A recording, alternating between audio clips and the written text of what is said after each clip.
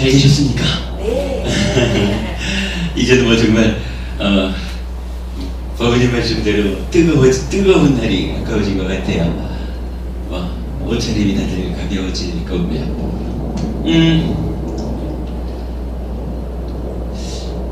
부처님이 지금 계신가요? 오늘 부부님, 부처님이 계셔요? 마음속에 다 있잖아요. 개의 불세대하고 개가 불세이기 때문에 개 속에도 이 부처님이 계시잖아요. 개유불성.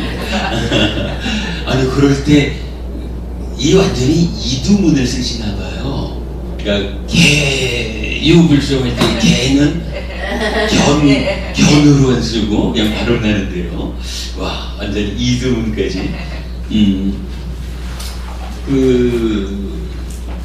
이런 이야기입니다. 사실 제가 오늘 그냥 한 가지 메시지를 좀 전해드리자라고 하는 것이 뭐 최근에도 늘 듣는 말이지만 최근에도 또 좀 전달해 들은 이야기가 햇빛설법에서 니까야로 니까야를 푸는 공부를 한다.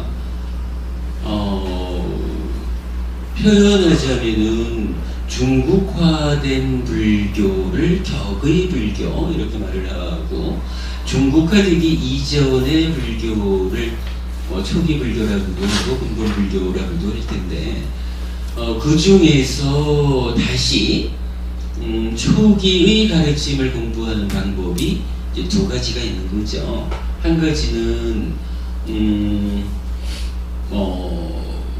주석서 이렇게 표현하겠죠. 우리 선배 스님들이 오랜 동안 해석해 주신 그 가르침에 의지해서 부처님을 배우는 그런 공부의 방법이 있을 거고 나머지 하나는 우리가 지금 해나가는 경전을 통해서 직접 부처님을 만나는 이런 공부를 생각할 수 있을 건데 한쪽에서 이제 그런 표현이 좀 있는 것 같아요. 검증된 공부냐? 햇빛설법에서 저렇게 선배 스님들의 주석에 의지하지 않고 경전을 풀어보자 이런 시도를 한다고 하는데 그것이 검증된 공부 방법이겠느냐? 이제 이런 약간의 우려도 있는 것 같아요. 그래서 이제 제가 생각을 해본 거죠. 과연 이런 부분에 대해서 경전은 어떻게 답하고 있는가? 자, 이럴 때 이 질문이 유효한 거예요. 신부부님, 네. 부처님이 계시나요? 계시지 않습니까? 어떤 형태로 어디에 계실까요? 부처님이 살아 계시다가 돌아가셨죠. 돌아가셨는데 돌아가셨면서 살면서 그분이 했던 행위라든지 남겨준 수행하면서 남았는 것들이 이제까지 다 사람들 마음속에 조금씩 그 부처님의 상이 맺혀가 있지 않습니까? 그 맺혀가 있는 것을 죽었다고 그러죠. 그런데 이제 문제는 그렇게 되면 신부부님 속에 형상화되어 있는 어떤 부처님, 관도부부님 속에 이건 어떤 형태로 존재하는 부처님? 금빛이 나는 부처님. 영선부부님 속에 부처님. 석상으로 깎아. 다들 문제는 조금씩 다를 거란 말이죠. 저는 그런 어땠을 거라는 형상을 가지고 있습니다. 그렇죠. 예. 그런데 이런 문제는 그게 신부부님께서 생각하시는 어떤 부처님의 존재하고 다른 분들이 보는 각각의 속에서 이렇게 세워져 있는 부처님들이 다를 수 있다. 달라도 괜찮다고 생각을 합니다. 좀 달라. 그럴 수도 있습니다. 그런데 이제 제가 드리는 말씀은 부처님 가르침이 완전한 가르침이다, 완전한 진리다, 그래서 우리 삶이 고멸로가는 유일한 길을 지시하고 있다. 이렇게 인정한다면 각각마다에게 다르게 존재하는 부처님의 어떤 형상, 어떤 개념화된 부처, 이 상태로 그 역할을 할 수 있느냐 하는 부분에서 문제 제기를 할 수가 있죠. 그 부분에 대해서 부처님이 돌아가시기 직전에 그 유언을 하셔요. 유언이 뭐 몇 가지 이렇게 나타나는데 그 중에 첫 번째로 이렇게 말씀을 하셔요. 우리 교재 205페이지 한번 볼까요?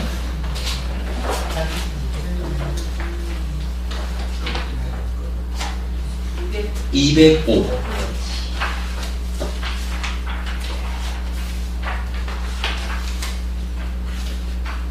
제일 아래쪽에 보시면 열애의 마지막 유훈 이렇게 되어 있습니다. 그때 세존께서는 아난다 존자를 불러서 말씀하셨다. 아난다요, 그런데 아마 그대들에게 스승의 가르침은 이제 끝나버렸다. 이제 스승은 계시지 않는다 라는 이런 생각이 들지도 모른다. 아난다요, 그러나 그렇게 봐서는 안 된다. 아난다요, 내가 가고 난 후에는 내가 그대들에게 가르치고 천명한 법과 율이 그대들의 스승이 될 것이다. 이렇게 말해요. 부처님께서 살아서 45년간 많은 제자들에게 가르침, 즉 법이죠. 그리고 삶의 질서, 율이 그대들의 스승이 될 것이다. 이렇게 말해요.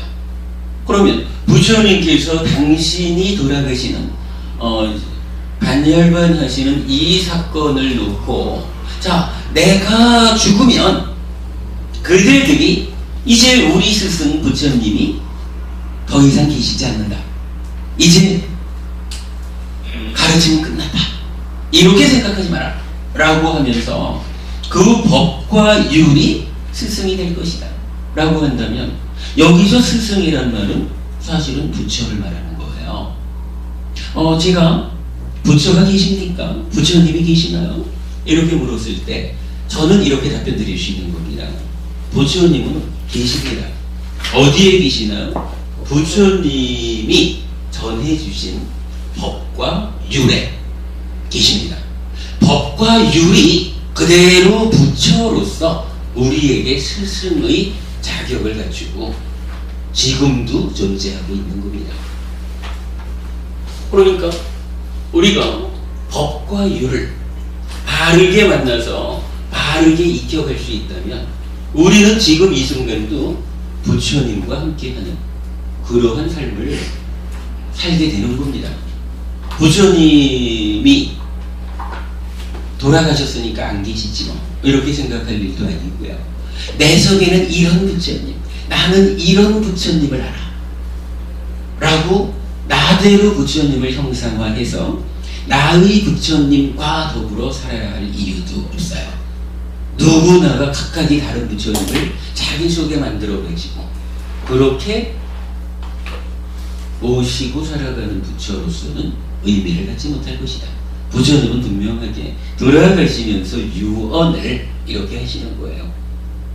내가 그동안 가르치고 천명한 법과 율이 그대들의 스승이 될 것이다. 그러면 이제 분명한 한 가지는 우리가 알았어요. 부처님께서 45년간 괴로움의 소멸로 직접 이끄는, 열반으로 직접 이끄는 가르침을 주셨다. 이 법과 율이 부처님이다. 우리에게 스승으로 함께하고 있다. 그러면 관두부부님, 그럼 이제 여기서 법과 율 이렇게 부처님 말하셨거든요. 그래서 우리가 법과 율과 더불어 살아가면 부처님과 함께 살아가는 거잖아요. 이때 법은 뭐죠? 법은 부처님의 가르침, 진리죠. 가르침. 그런데 부처님의 말씀이죠. 그래. 그런데 그거 법은 어디에 있나요? 법도 그냥 사실은 2600년이라는 기간 동안에 다양하게 부처님의 가르침이 전달되고 있다고. 자기가 공부한 부처님의 가르침을 받아들이 자기 마음속에 있죠. 자등명. 그러면 그것도 그 관도법부님이 받아들인 가르침하고 석하영 법부님이 받아들인 가르침 똑같이 받아들여야지. 그거 틀리면 안 되지. 그렇죠. 똑같이 받아들여야 되죠. 그러니까 그게 그런데 그 기준이 뭐냐고. 그게 부처님의 법이지. 남도 아니 부처님의 법이지 당연히. 응? 그 무슨 그러니까 부처님이 이제 뭐 글로 남기신 건 없으니까 그걸 제자들이 쓰는 거니까 경전 이런 걸 같이 공부함으로 해서 같이 공부 다 갖게 되는. 그런 말씀 얘기했죠. 그런 말씀 얘기했는데 지금 제가 직접적으로 질문하는 건 뭐냐면 두 분이 받아들이는 법이 가르침이 같아야 되잖아. 같으려면 기준이 있어야 되잖아. 물론 답은 영성법부님 말씀하신 아니 근데 부처님의 말씀이 예를 들어서 나는 부처님의 말씀을 이렇게 들었습니다 라고 얘기하고 나도 이렇게 들었습니다 라고 말하는데 둘의 이야기가 서로 상반된다면 이거 누가 부처님 말을 올바르게 전하는지 어떻게 하냐고. 스님 그거는 사기는 같이 말하고 물어보는 게 좀 이상합니다. 예? 물어보는 게 이상합니다. 이상한가요? 예. 아니 부처님은 이렇게 얘기했는데 이렇게 알아듣는 사람이 있고 저렇게 알아듣는다 하면 경전이 만들 때 제자들이 부처님이 이런 의도로 했을 거다 하면서 인원해갖고 말을 만들어놨는 거 아닙니까? 그러면 네. 그기이지. 그게 뭐? 그죠. 예. 맞아요. 그게 극이라. 그런데 제가 지금 하고자 하는 이야기가 신부부님 말씀하시는 극이 그건 거라 그 얘기를 하려고 하는 건데 그 얘기가 명확하지 않으면 석가양 법부님은 저는 부처님 말씀을 이렇게 배워 지녔습니다 이러는데 관도법부님이 나는 부처님 말씀을 이렇게 배워 지녔습니다 이러는데 두 가르침이 다르다 그러면 어떡하느냐 이 얘기하는 거고 잠깐만 이 얘기하는 거고 거기에 대한 답은 신부부님 말씀하시는 그게 그건 거라. 경전을 하나 다시 봅시다.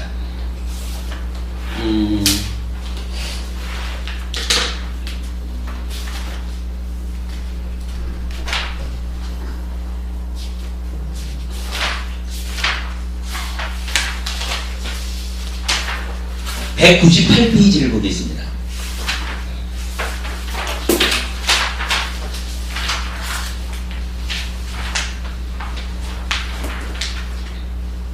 (198페이지) 제일 밑에 보면 네 가지 큰 권위가 나와요. 권위를 가지는 네 가지가 있다. 자, 199페이지를 한번 보겠습니다. 세종께서는 거기 보가나가라에서 아난다 판묘에 머무셨다. 거기서 세종께서는 비구들을 불러서 말씀하셨다. 비구들이여, 네 가지 큰 권위를 설하리라. 그것을 듣고 마음에 잘 새겨라. 이제 설하리라. 그렇게 하겠습니다, 세존이시여. 라고 비구들은 세존께 응답했다. 세존께서는 이와 같이 말씀하셨다. 비구들이여, 여기 비구가 말하기를, 도반들이여, 나는 이것을 세존의 면전에서 듣고 세존의 면전에서 받아 지녔습니다. 이것은 법이고 이것은 율이고 이것은 스승의 교법입니다. 라고 하면 여기까지를 보면 어떻게 되겠어요? 누군가가 나 이거 부처님한테서 들었는데 이게 부처님의 법이고 율이요. 그러면 지금 우리가 볼 때는 우리의 스승은 어디 계셔요? 법과 율이잖아. 근데 만약에 이게 석가영 법부님이 말하는 법과 율하고 관도 법부님이 말하는 법과 율이 일치하지 않는다면 그런 얘기를 해볼 수 있는 거죠. 자, 계속 보면 라고 하면 그런 비구의 말을 인정하지도 말고 공박하지도 말아야 한다. 인정하지도 공박하지도 않은 채로 그 단어와 문장들을 주의 깊게 들어서 경과 대조해보고 율에 비추어 보아야 한다. 그의 말을 경과 대조해보고 율에 비추어 보아서 만일 경과 견주어지지 않고 율과 맞지 않는다면 여기서 이것은 세존의 말씀이 아닙니다. 이 비구가 잘못 호지한 것입니다. 라는 결론에 도달해야 한다. 비구들이여, 이렇게 해서 이것은 물리쳐야 한다. 그의 말을 경과 견주어 보고 율에 비추어 보아서 만일 경과 견주어지고 율과 맞는다면 여기서 이것은 세존의 말씀입니다. 이 비구가 잘 호지한 것입니다. 라는 결론에 도달해야 한다. 비구들이여 이것이 첫 번째 큰 권위이다. 이렇게 말합니다. 여기서 말하는 경이 아마도 무슨 경을 예를 들을까? 건강합니다. 아니 저기 우리 주변에서 많이 하는 병을 예를 들면 좀 미안하고 뭐 예를 들어서 우리가 다 아는 위경, 사경 뭐 이쪽에서 보자면 예를 들어서 천지파약다 뭐 이런 경전을 다 그 경전하고 견주어 가지고 부처님 말씀인지 아닌지 확인해라 이런 말은 아닐 거예요. 이 네 가지 큰 권위라고 하는 지금 우리가 읽는 요 경 자체가 어디에 들어 있습니까? 대반열반경 안에 있는 이야기예요. 부처님이 돌아가시기 전에 당신과 직접 만나는 제자들에게 이렇게 설했다는 거예요. 그러니까 여기서 말하는 경이라고 하는 것이 부처님 돌아가시고 나서 몇백 년 후에 새로이 만들어지는 어떠한 경전들을 미리 부처님이 예상해가지고 그 경전들 다 포함해가지고 이래 말씀하신 건 아닐 거예요. 부처님 돌아가시기 전까지 살아계신 동안 45년 동안 당신께서 직접 설하고 또 당신의 설한 바를 제자들 중에서 전달하여진 그래서 부처님이 설한 동일한 상태가 유지된 요렇게 결집된 그런 경전을 말하겠죠. 달리 말하면 니까야를 말하는 거죠. 부처님 이렇게 말씀하시는 거예요. 누구가 이러이러한 부처님 말씀을 제가 들었습니다. 부처님한테서 직접 들었습니다. 이렇게 말한다면 그거를 그 자리에서 맞다 틀리다 뭐 이렇게 따지려고 하지 말고 잘 기억하고 와서 니까야를 펴놓고 니까야에서 부처님이 설하신 또는 제자분들에 의해서 전달된 이 가르침에 이 내용에 일치하는가 어긋나는가 이렇게 판단하는 거예요. 그래서 그 경에 또 율에 타당하면 이것은 부처님 가르침입니다. 우리의 스승입니다. 이렇게 받아들이라는 거예요. 그렇지 않으면 이것은 부처님 가르침이 아닙니다. 누군가가 잘못 말했습니다. 이렇게 판단하라는 거죠. 이게 첫 번째 큰 권위다. 이렇게 말하는 거고요. 스님, 네. 무슨 얘기인지 못 알겠는데요. 일단 넘어가 보겠습니다. 여기서 경리, 수타 경리라는 것을 지금 그 니까야를 얘기하는 겁니까? 그렇죠. 그 다음에 그 법하고 율은 뭐를 얘기를 하는 겁니까? 그러면 그게 그거 아닙니까?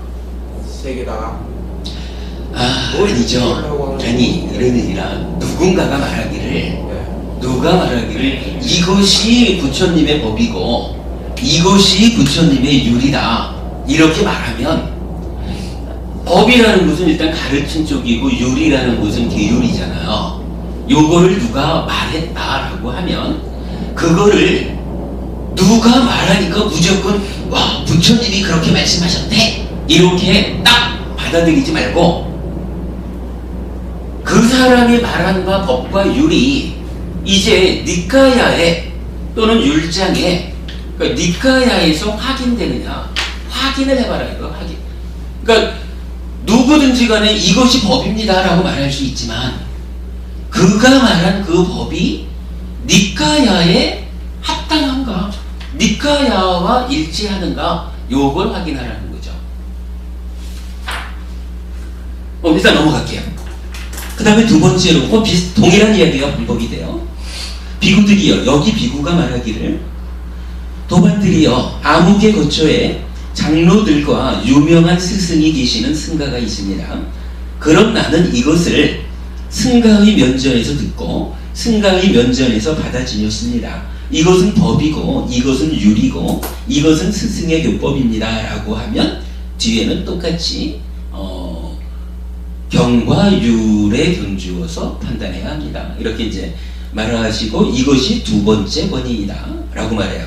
그리고 세 번째 이어서 비구들이여, 여기 비구가 말하기를 도반들이여 암흑의 거처에 많이 배우고 전승된 가르침에 능통하고 법을 호지하고 율을 호지하고 마티카 논모를 호지하는 많은 장로 비구들이 계십니다. 나는 이것을 그 장로들의 면전에서 듣고 장로들의 면전에서 받아 지녔습니다. 이것은 법이고 이것은 율이고 이것은 스승의 교법입니다 라고 하면 마찬가지 경과 율에 견주어서 판단해라 이렇게 말씀하시죠. 이것이 세 번째 큰 권위이다. 네 번째, 비구들이여 말하기를 도반들이여 암흑의 거처에 많이 배우고 전승된 가르침에 능통하고 법을 호지하고 율을 호지하고 마티카 논모를 호지하는 한 분의 장로 비구가 계십니다. 그럼 나는 이것을 그 장로의 면전에서 듣고 장로의 면전에서 받아 지녔습니다. 이것은 법이고 이것은 율이고 이것은 스승의 교법입니다 라고 하면 동일하게 경과 율에 견주어서 판단하시오. 이것이 네 번째 큰 권위이다 이렇게 말을 하는 거예요. 자, 이 얘기가 뭔가요? 이런 이야기죠. 어떤 비구가 말하기를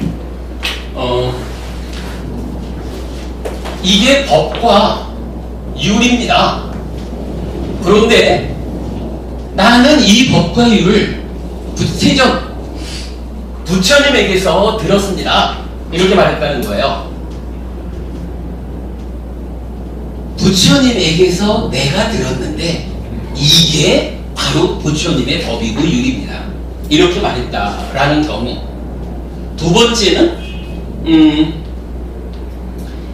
장로들과 유명한 스승이 계시는 승가가 있습니다. 장로들과 유명한 스승이 계시는 승가. 그러니까 스님들의 모임이죠. 이 모임에서 그 어떠한 큰 승가에서 이것이 부처님의 법이고 율입니다 라고 전해 들었습니다. 나는 그렇게 들었습니다 라고 누가 와서 얘기를 하면 이런 얘기죠. 그 다음에 세 번째로는 어느 거처에 전승된 가르침에 능통하고 법을 호지하고 율을 호지하고 마티카 논모를 호지하는 많은 장로 비구들. 그러니까 어떤 거처인데 여기에는 많은 장로 비구들, 우리가 요즘 말하는 큰 스님들이 많이 계시는 약간 그런 자리다 이거야. 내가 거기서 들었어요. 이게 부처님의 법이고 율이래요. 누가 와서 이렇게 얘기를 하면 이런 경우죠. 그리고 네 번째는 거처는 거처인데 여기 한 분의 장로 스님으로 나오죠. 한 분의 장로 비구. 그렇죠. 이렇게.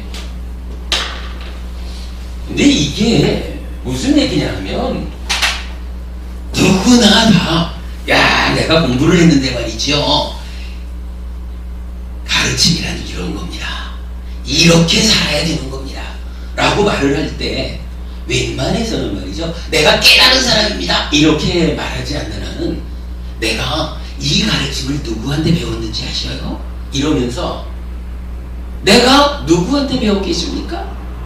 부처님한테 직접 들었습니다. 저 커다란 승가에서 이렇게 말하는 것을 제가 들었습니다. 아니면 어느 곳에 가면은 큰 스님들이 여러 분 계시는데 그 자리에서 제가 듣고 왔습니다. 아니면 방금 말씀하시듯이 어느 절에 그 주지 스님이 이렇게 말씀하시는 걸 제가 들었습니다. 이렇게 내가 이렇게 배웠는데 요 배움의 근거가 어디 있느냐? 라고 하는 것을 이렇게 네 가지로 말할 수 있다는 거예요. 이럴 때 부처님 이렇게 기준을 주시는 거예요. 누가 뭐라고 해도 내가 어디에서 듣고 왔습니다. 그래서 이게 부처님의 가르침이고 부처님의 율입니다. 이렇게 말한다 해도 그대로 그것을 따라서 참으로 그것이 부처님 가르침이구나 이렇게 받아들이지 말라는 거예요. 오직 율.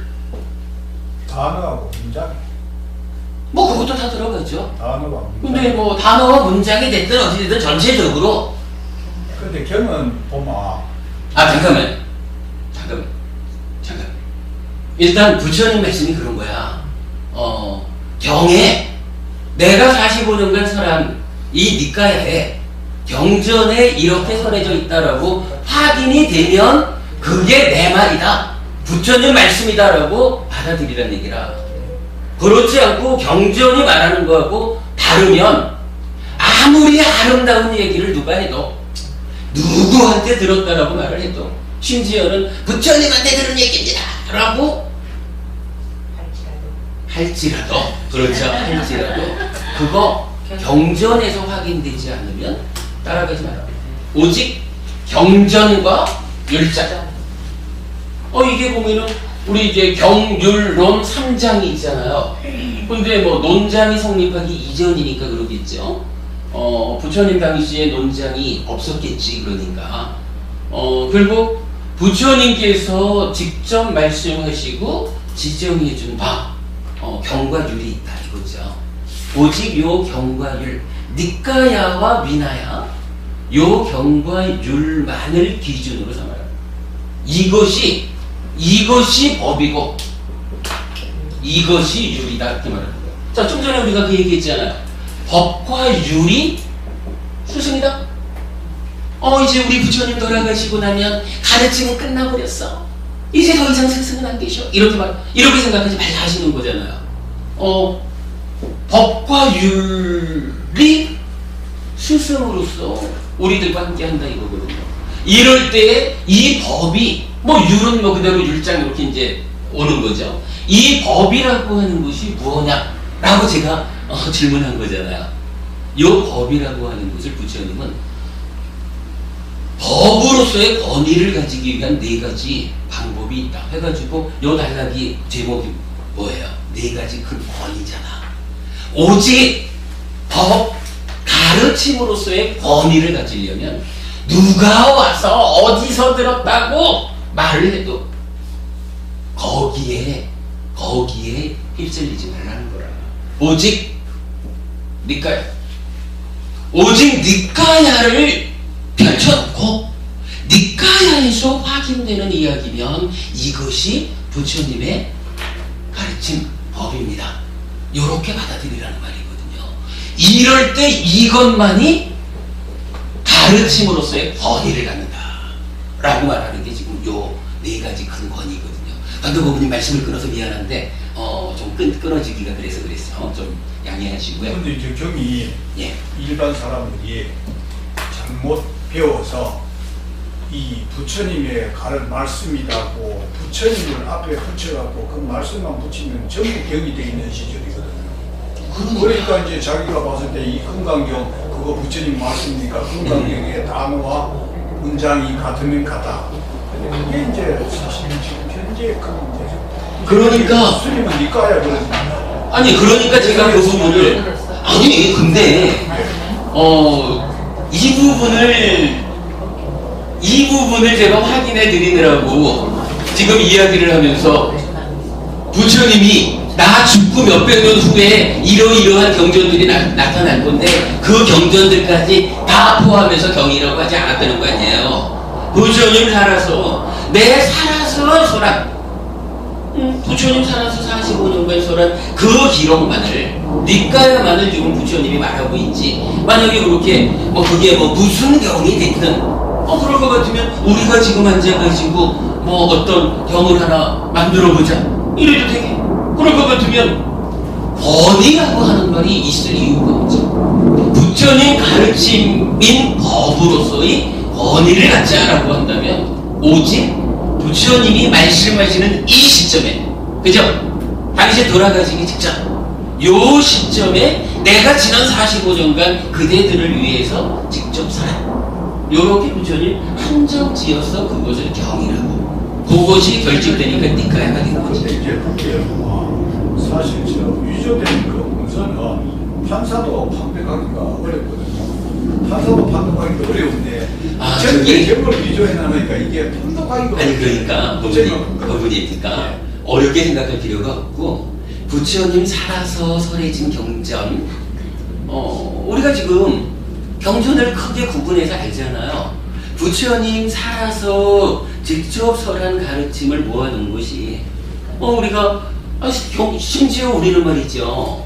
5부 니카야가 있지만, 그 중에 4부 니카야를 우선적으로 기준하잖아요. 왜 그러나요? 부처님 돌아가시고 나서 3개월 만에 1차 결집이 있었잖아요. 그 1차 결집에서 그래도 우리가 인정할 수 있는 부분은 4부 니카야가 결집됐잖아요. 그래서 전승 담당자까지 주어져 가지고 전승이 되고 있잖아. 여기에다가 뭐 이것저것 많은 말을 붙일 이유가 없는 거예요. 공부가 명확하게 권위를 가지고 내 스승 부처님의 권위를 담아서 그 법을 공부하자 이러면, 이 권위를 누가 갖느냐 하는 거 해가지고 이렇게 경전이 말해주는 대로 뭐 니까야 이렇게 말하면 될 거고, 우리같이 좀 더 좀 선명한 공부를 하자 이렇게 말하면 4부 니까야와 율장 뭐 이래 해가지고 공부의 기준을 명확히 하면 돼. 그리고 그러한 공부가 부처님이 말하는 나 죽은 다음이라고 해가지고 그대들의 스승이 없어졌다고 생각지 마라. 법과 율, 경과 율이 니까야와 위나야라고 하는 부처님 살아서 설해진 이 경과 율이 내가 되어서 그대들의 스승의 역할을 할 것이다. 이렇게 말해주고 있잖아요. 지금 요 대관절반경의 두 부분에서, 그죠? 법과 율이 스승이다라는 것과 이 가운데 법이라는 것은 구체적으로 무엇입니까? 라고 할 때 이렇게 네 가지 큰 권위로서 설해지고 있잖아. 그럼 사실 이건 명확한 거거든. 그죠? 많은 부분인 그 다양한 질문이 있을 수가 있지만, 이런 부분은 다양한 의견보다는 명확하게 설해진 대로 기준으로 잡는 게 좋다라고 보는 거고, 아무튼요. 그리고 나면 이제 이 부분을 우리가 이제 이런 경전을 통해서 우리가 기준해야 되는, 또는 우리가 스승으로 모시고 삶의 지침으로 삼아야 되는 기준이 명확해졌다는 얘기라. 그러면 이제 시작점으로 들어가서 누군가가 해피설법에서 오랜 기간 동안의 선배 스님들의 해석, 그 주석서를 기준하지 않고 니까야를 직접 니까야로서 풀어가는 이런 공부를 한다라고 하면, 누군가가 우리 공부를 비판하려고 하면 그게 누가 검증해 줍니까? 이렇게 접근하는 것보다는 해피설법에서 공부되는 내용, 우리 계속 수업 보고해서 보고를 하고 있잖아요. 우리 공부를. 이 공부의 결과로 보고되는 내용이 말하는 그대로지 뭐. 해피설법의 수업 보고를 보자. 요 수업 보고가 경전에 비추어서, 니까야에 비추어서 타당하냐? 아니냐? 요거면 되잖아. 여기에 누군가의 권위를 거기에 또 집어넣어가지고 해피설법의 공부가 검증된 공부일까? 이렇게 사신호를 두고 볼 이유가 없죠. 부처님 그대로 니까야로서 검증해보면 되는 거야. 그래가지고 요 부분은 해피스님이 아직 공부 부족한 사람이지만 그래도 니까야를 바르게 이해했다 하는 부분은 같이 받아들이면 될 거고, 이런 부분은 니까야를 해피스님 잘못 풀었다 이렇게 지적되는 부분에 대해서는 해피설법에서 잘못 공부된 부분이 있습니다 하고 비판해주면, 저는 뭐 예전에도 말씀드렸지만은 우리 공부가 정당한 방법에 의해서 그 비판받으면 얼마든지 수용할 자세가 되어 있습니다. 우리가 우리 가르침을 고집하지 않을 것입니다. 우리는 사실 니까야를 푼 이러한 권위를 되살려서 공부하는 이 일을 이제 첫걸음을 띄면서 우리가 앞서 가보자 하는 거지, 우리가 이렇게 풀었는데 우리 보고 틀렸다 하는 걸 나라죠? 이런 고집은 피우지 않을 거라는 거 아닙니까? 그러면 명확한 거예요. 누구든지 간에 우리가 해나가는 이런 공부에 대해서 수호법을 통해서 또는 동영상을 통해 가지고 제시되는 부분을 누구든지 간에 니까야에 견주어 가지고 잘못된 부분이 있으면 비판할 수 있다. 그러나 그렇게 니까야를 기준으로 하는 비판 이외에 헬피스님이 공부를 얼마나 했다고 함부로 이런다거나 검증되지 않은 이야기잖아. 이렇게 말한다면 누구를 기준으로 부처님의 이 권위를 검증할 거냐고. 이거는 본말이 전도된 거죠. 그런 말씀을 이제 좀 제가 최근에 이제 좀 더 듣다 보니까 이 부분에 대해서는 우리가 해피설법의 공부 방향의 명분을 확립하는 일이기도 하지만 그 이전에 법우님들께서 내가 과연 어떤 권위를 가지고 어떤 법과 일 어떻게 설해진 부처님을 기준해서 삶을 꾸려갈 것인가 하는 데 대한 기준을 제가 확인해 드려야겠다라는 필요성 때문에 오늘 예비본문 시간을 통해서 좀 말씀을 드렸습니다. 질문 있으시면 드리겠습니다. 예. 저는 그런 것을 한 번도 생각을 안 해봤는데 예. 스님 하시는 말씀이 전부인 줄 알았는데 예. 그러면은 주석서라는 것도 네. 이 스님 지금 말씀 주석을 저런 높은 스님들이 주석을 해놨다는 것도 네. 결국적으로 니까야 그러니까 부처님은 하신 말씀 그 사부 경전을 네. 가지고 주석을 달았을 거 아닙니까? 그렇죠. 아닙니까? 기본적으로 그러면은 지금 햇빛 스님이 지금 니까야를 가지고 말씀하시는 것도 어쩌면은 한 부분의 주석 아닙니까? 그렇습니까? 그렇죠. 우리도 지금 주석 작업을 하는 거죠. 그런데 네. 그러면은 제가 지금 기본적으로 저는 이제 딴 주석서가 뭐가 있습니까? 그러면은 스님이 지금 이 설명해 주는 거 이거 외에 딴 주석서가 어떤 게 있습니까? 기본적으로 이제 뭐가 주석서라고 표현하는 게 맞는지 모르겠는데 대표적인 게 청정도론 있죠. 심지어는 테라와다 불교의 부동의 준거 이런 표현까지를 붙여가지고 청정도론을 최고의 기준으로 삼고 있죠. 그런 청정도론이라는 주석서도 있고 아니면 제가 이제 마음의 메커니즘을 설명하면서 틈틈이 말씀드리는 거지만 이 찌따의 자리매김에서 혼선을 초래한 그런 내용은 맞지마 니까야의 주석서로 붓다고사 스님께서 지은 멸희론서라고 하는 주석서도 있어요. 물론 주석서는 디가 니까야 주석서도 있고 전체 경전마다 다 주석서가 있어요. 그러니까 이건 오랜 세월 동안 스님들이 다 그런 역할을 작업을 한 거죠. 그러니까 주석서가 엄청 많아. 그러니까 이제 저는 사실은 지금 신거부님이 정확히 지적하신 게 그러면 해피설법회에서 지금 이렇게 니까야를 기준으로 니까야를 풀자라는 이 자체도 니까야를 주석해가는 그 과정 아니냐? 해피스님의 그것도 저는 타당하다고 봅니다. 주석이라는 게 별 게 아니라 그냥 그거죠. 누군가가 해석하는 거죠. 그렇죠. 지금 우리가 니까야를 해석하듯이 우리 앞에 여러 선배 스님들도 당신들대로 니까야를 해석한 거죠.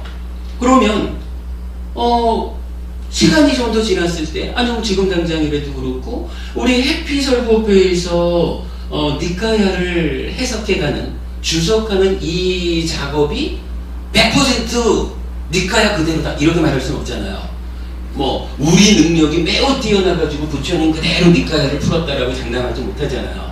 그렇다면 후세에 누군가가 또 공부를 할 때 그 공부의 과정에서 니까야는 이렇게 말하고 있는데 어떤 스님은 주석서를 통해서 이렇게 설명했고 어떤 스님 이러다가 해피 스님은 주석서를 해피 스님의 니까야로 푸는 니까야라는 주석을 통해서 이렇게 설명했다.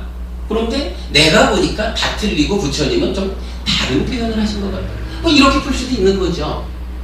다만 그렇기 때문에 우리가 하는 얘기가 우리 공부 성과가 100 이렇게 말할 수는 없는 거고 마찬가지로 우리 앞에 2600년의 과정 동안에 해석되어 왔던 이 주석서 또한 100이라고 말할 수 없는 거라. 그러니까 달리 말하면 기준이 될 수 없는 거라. 니까야를 해석하는 과정에 참고로 할 수 있는 선배 스님들의 노고를 우리가 도움받아서 공부하는 부교재가 되어야 되는 거지. 주석서가 기준이 되어가지고 니까야를 그 니까야의 앞에 서 있을 수는 없다는 거죠. 예. 그 말씀은 충분히 제가 하는 얘기 듣고 봅니다. 우리는 그러니까 기왕이면 주석서를 기준하기보다는 니까야를 기준해서 부처님 가르침을 있는 그대로 풀어보자. 우리 능력이 미치지 못하는 어떤 가르침이 있다면 당연히 우리가 못 푸는 건 선배 스님의 도움을 받아야 되겠죠. 그러나 우리가 풀 수 있는 건 풀어야죠.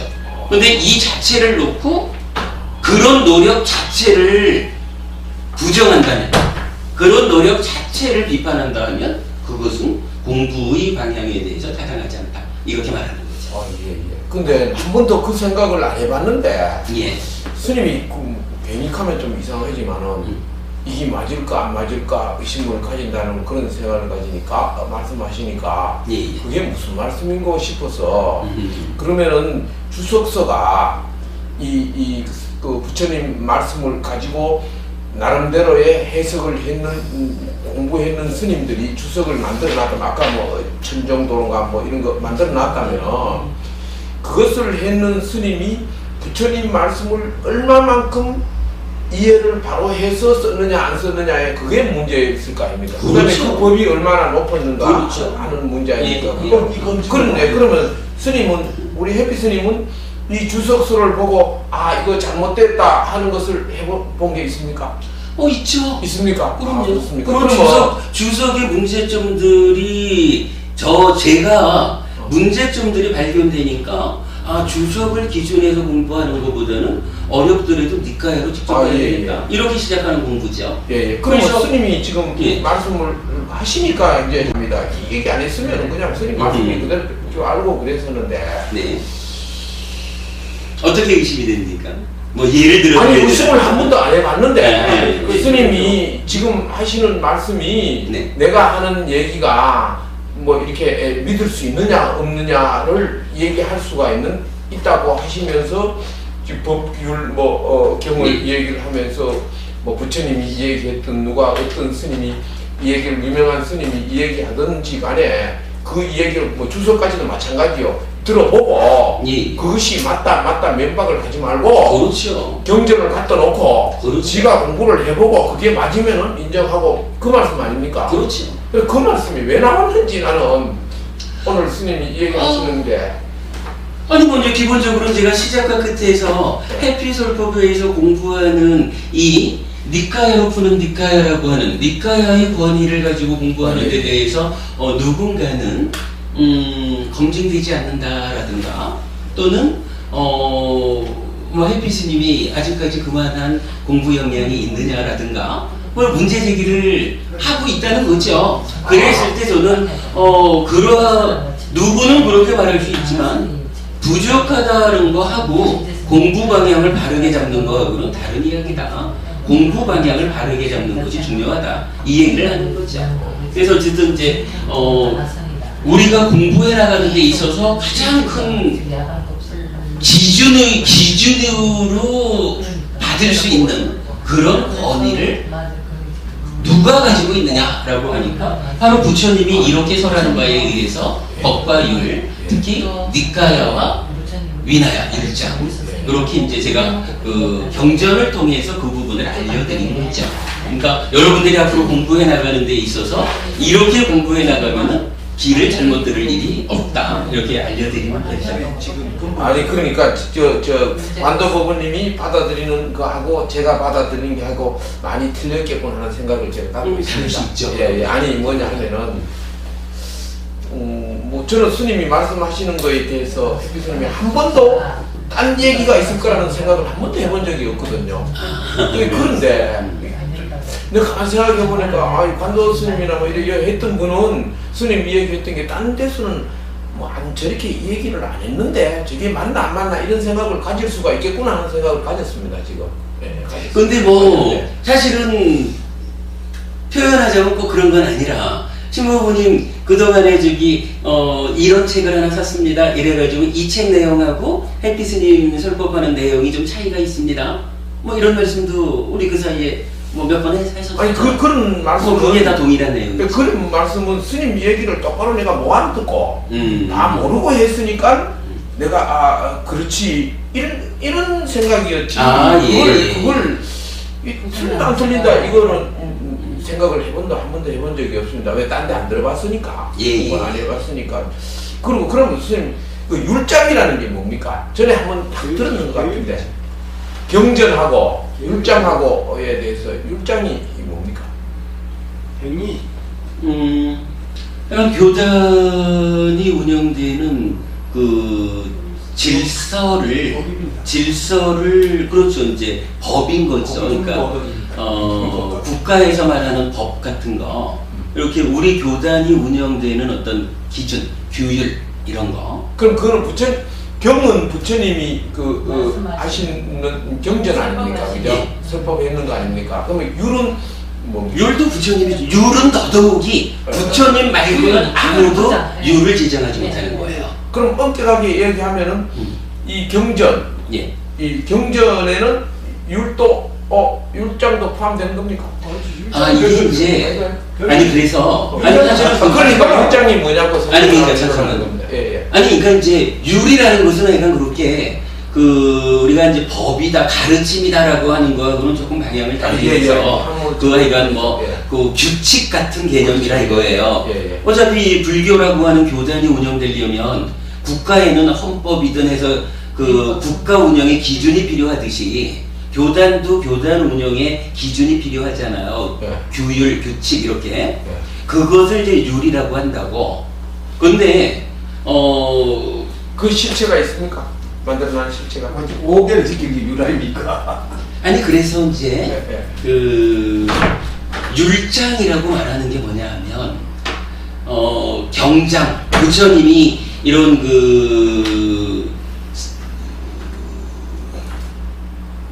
따지자면 괴로움의 소멸로 나아가는 모든 가르침 이것을 우리가 경이라고 하잖아요. 또 지금 여기서 말한 바로는 그게 법이잖아요.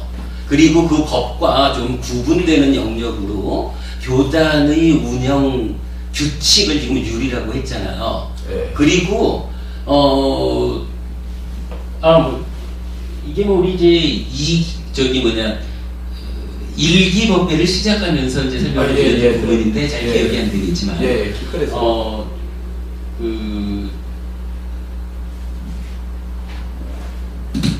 삼장이라고 불러요. 어떻게 쓰더라?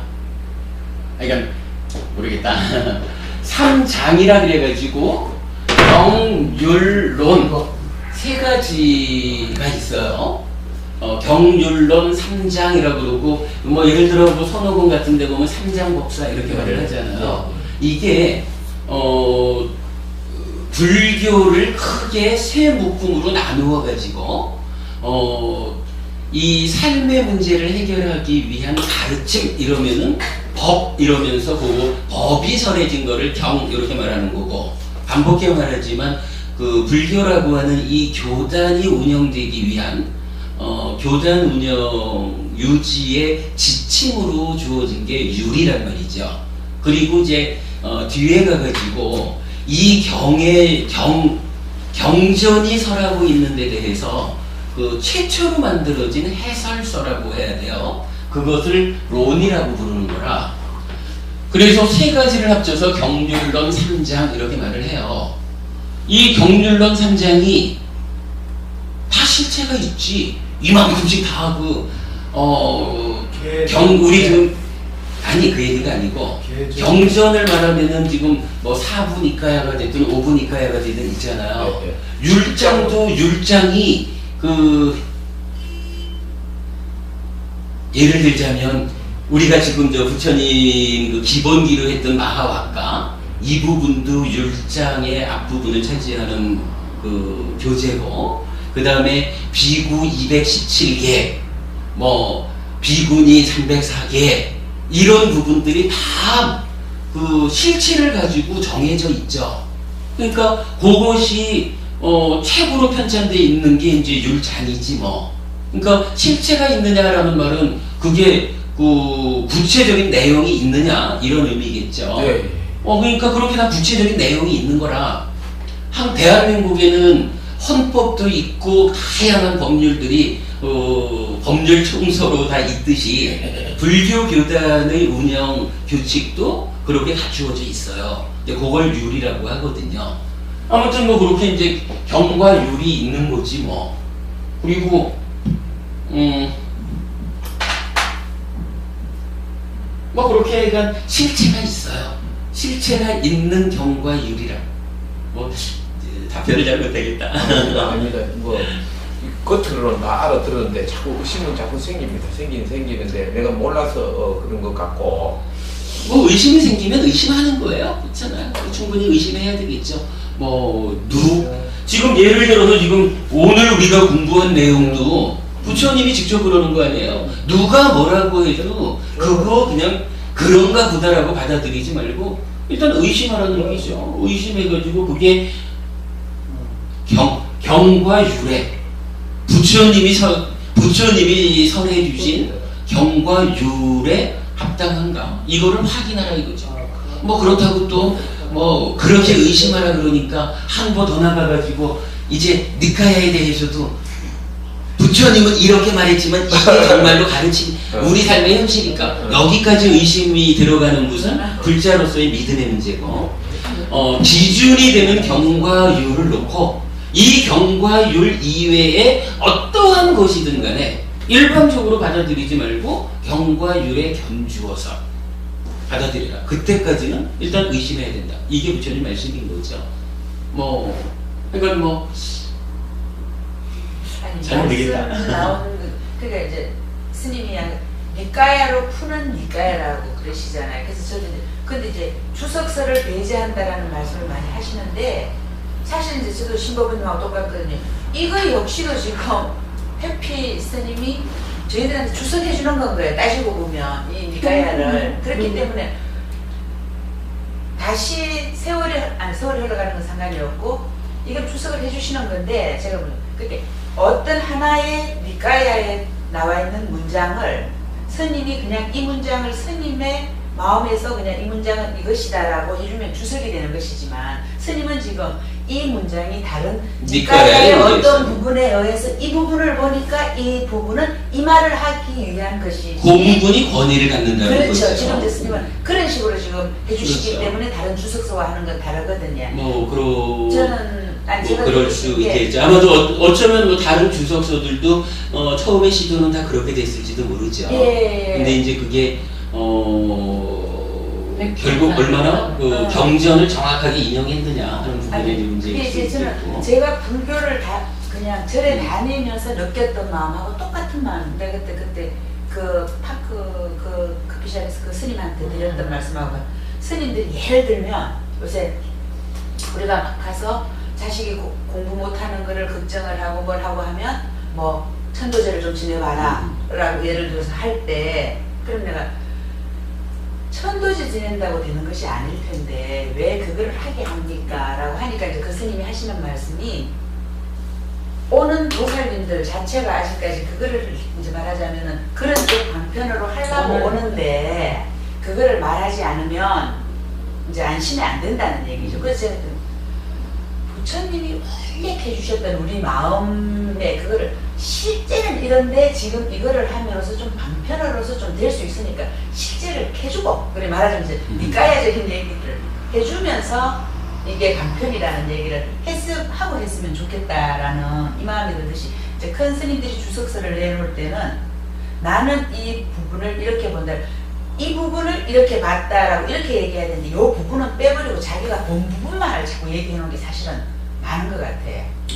그때 이제 그래서 제가 그때 스님한테 여쭤봤더니 스님이 하시는 말씀을 저희들이 근데 이제 뭐냐면 공부를 하는 사람들은 사실 니까야를 다 모르기 때문에 왜 스님의 공부가 어렵고 저 어렵고 제가 그냥 우리가 들을 때는 그냥 100% 믿었다고 그냥 믿는 마음에서 딱 들어야 되는데 예. 근데 이제 스님은 같이 니까야에서 그러는 게 이런 거로 봐서 이런 거 갔어 없습니다라고 얘기를 해주시게 되면 이 공부하는 사람의 입장에는 이거는 이게 다라고 딱 던져줄 때 그냥 착 빨아들이는데 이건 것 같습니다라고 이렇게 말씀을 해주시게 되니까 동의하십니까? 라고 그러니까 우리 그렇죠. 가끔은 뭐좀 예. 동의해 줍니까? 예, 그런 거 그래서 하죠. 우리가 항상 학교 다니면서 교수한테 공부를 배우든 선생님한테 공부 배우든 이 방법과는 다르니까. 그래요.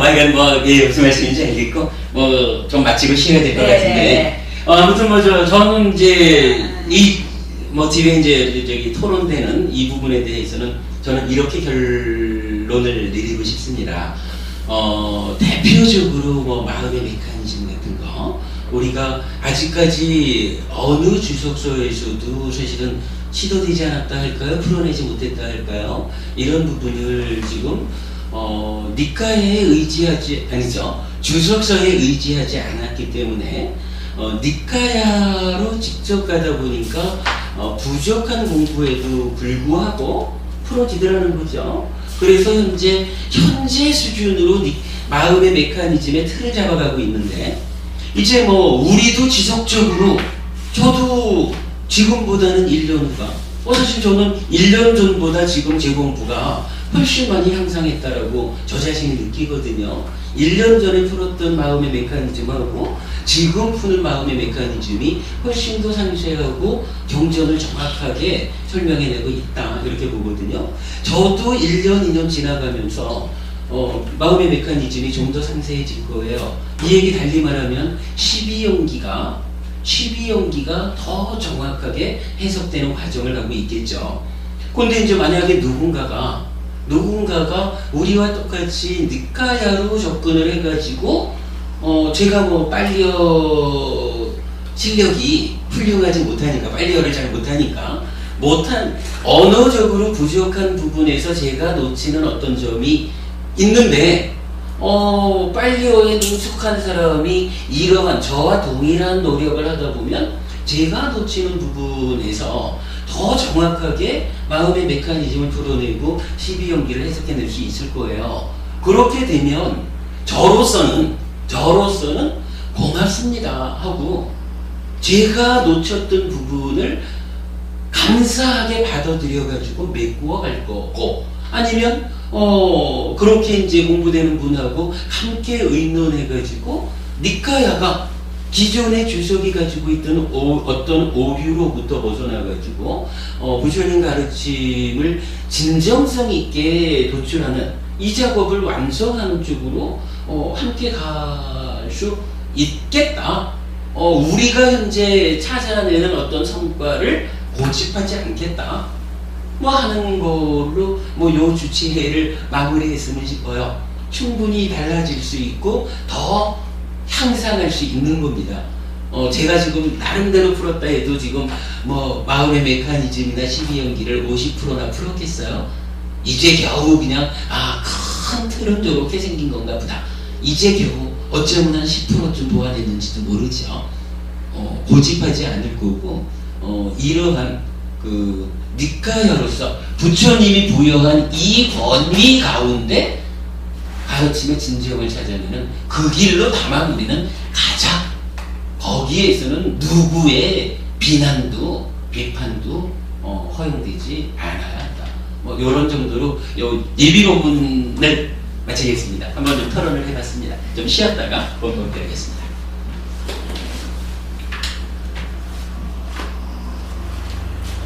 근데 이래 보면은 경전은 하여간 우리가 찾으려고 보면 하나의 주제에 대한 시작부터 끝까지를 정확하게 설명해 주죠. 지금 사실 요거 부처님이 당신이 유언하기를 법과 율이 스승이 될 것이다. 나를 대신할 것이다. 요 단순한 말씀 한마디에다가 4가지 건비라고 하는 부분이 딱 접목되니까 이 부분에 대해서는 사실 어떤 선입견을 배제한 상태에서 타당합니까? 이렇게 본다 그러면 이 부분에 대해서 경전이 가지는 권위라고 하는 것은